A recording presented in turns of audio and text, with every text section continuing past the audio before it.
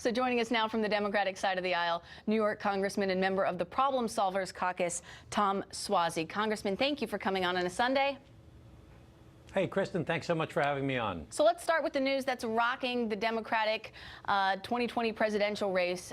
What is going on with the former Vice President Joe Biden? Really, we saw the first true shots fired of this campaign among the Democratic primary contenders. Senator Elizabeth Warren saying that she believes Biden's accuser. Do you believe Biden's accuser? You know, I don't know who's telling the truth. I think that the facts will come out over time, and I think that we need to listen to what women are saying, and we need to listen to the vice president when he says it's not true. So let's watch it as it goes forward. Lucy Flores, who is Biden's accuser, she said today that she believes his behavior is disqualifying. Do you believe it's disqualifying? You know, I don't know what the behavior is, and I've known the vice president for many years. The behavior, the accusation is that he's making women feel uncomfortable. Yeah, well, I'm not going to go through hypothetical situations. Let's see what the facts bear out. And right now, I have tremendous respect for the vice president. I think he's a wonderful public servant, be a great candidate for the presidency. And Ms. Flores deserves to be heard and deserves to make her points made.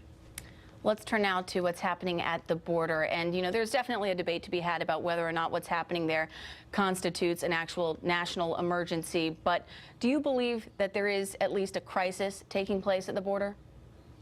I think the real crisis related to immigration is taking place in Washington, D.C. We've had this problem for 30 years. I was the mayor of my hometown in January of 1994, dealing with newcomers from Central and South America back then, when people were fleeing to America in those days, 1994 that was. And we're still dealing with it today. I did an op-ed piece with Congressman Peter King in last week's New York Times, where I said, let's come together. We both said, let's come together. Let's figure out how to find a path to citizenship for Dreamers and for TPS and for other undocumented persons. And let's also secure the border. Let's work together. The idea of just using bluster and statements and we're going to close down the border, we're going to cut off the aid, that's not going to do anything. Let's work together, Democrats and Republicans. There are a lot of us who want to do it, to work together to actually address this problem once and for all. But even though Border Patrol agents say that they're expecting to see about 100,000 apprehensions or encounters with migrants this month, the month of March, you still don't think that that constitutes a crisis at the border? There's no question it's a major problem that people are fleeing from gang violence and death and poverty and rape from the Triangle area. You know, most Americans don't realize the people are not fleeing from Mexico the way they used to. They're fleeing from Guatemala, Honduras, and El Salvador. And that is a crisis, that people would travel so far to try and get out of their countries to come to the United States in the context of the president for over 2 years saying, we don't want you to come to our country.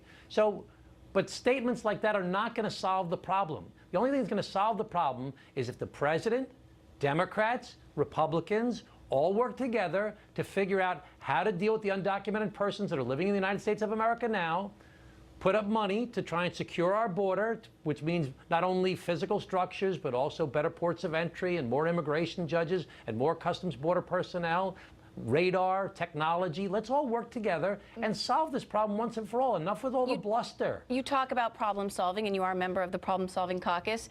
So Democrats, though, they're now in control of the House. So are there any legislative fixes at all in the pipeline that you all are working on?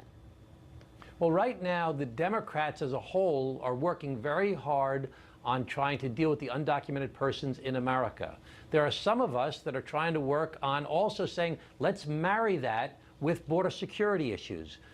Democrats have talked about better ports of entry, have talked about more immigration judges, more radar, more technology. I think that we need to actually invest more in trying to make people not leave Guatemala, Honduras, and El Salvador in the first place. I mean, can you imagine how dreadful their lives must be, that they are fleeing their countries, walking all this way to come to a country where the president is saying don't come?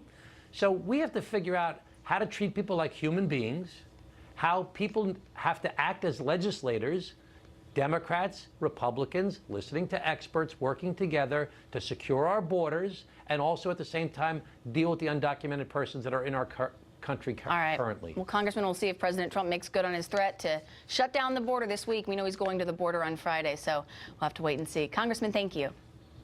Thank you so much. And I don't think threats will answer the problem. I think working together will solve the problem. Thank you. Leland?